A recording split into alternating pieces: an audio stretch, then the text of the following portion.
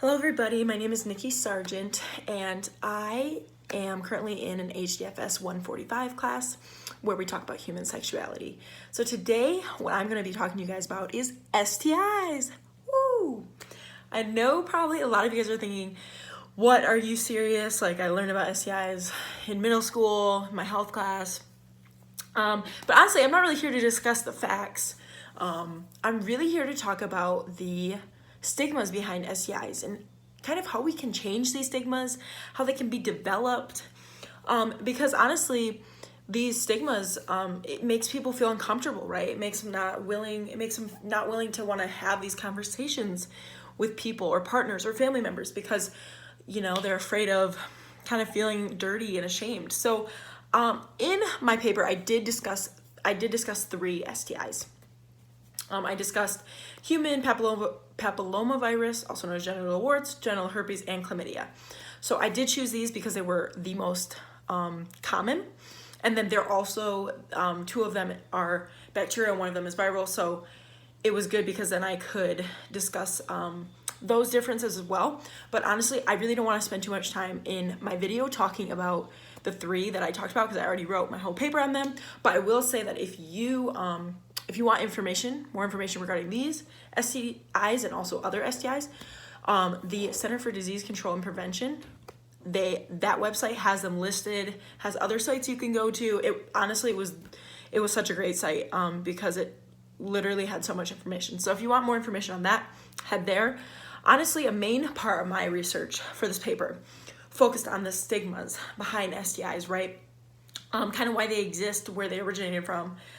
So I then took this research and I interviewed 6 people to see if these stigmas kind of lined up with what these people thought. And also the people I interviewed were between the ages of 19 and 22. So they're young people, right? Which also I wanted to do for a reason. I wanted to see if these stigmas still exist. So I did read in one of the articles, I read about a woman that was in her 30s. And she actually, this is a direct quote, she said she tested positive for chlamydia, and she explained how it's the one thing that happened to her in her life that she can never speak about to anyone. It's just a fear of how people will react, along with the stigma and shame that often surround STIs.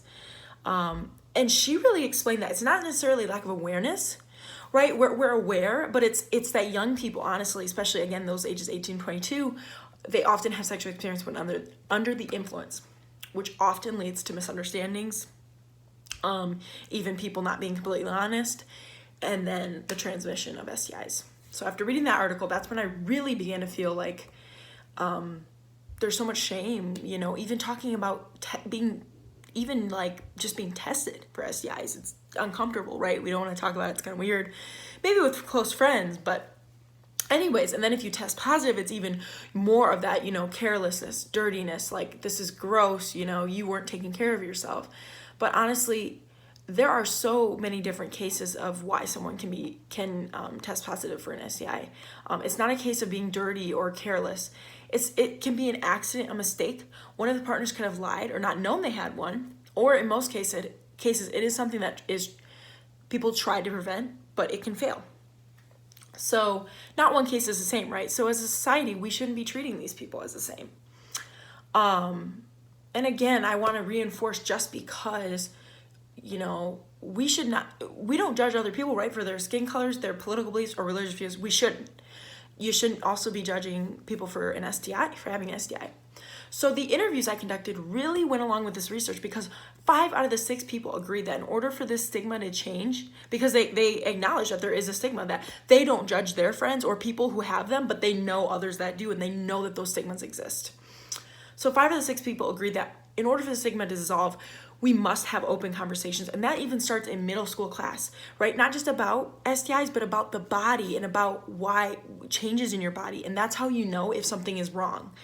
And when we start having these more open conversations at a young age with kids, when they're able to understand, but still when they're young, they're going to start to be more aware, because our ultimate concern here is health. It's not that you're dirty or gross. It's health, right? So in order to prevent these health concerns, we have to have more conversations. That is my research conducted on STIs. Thank you for listening. Please leave any comments below and I will be sure to answer.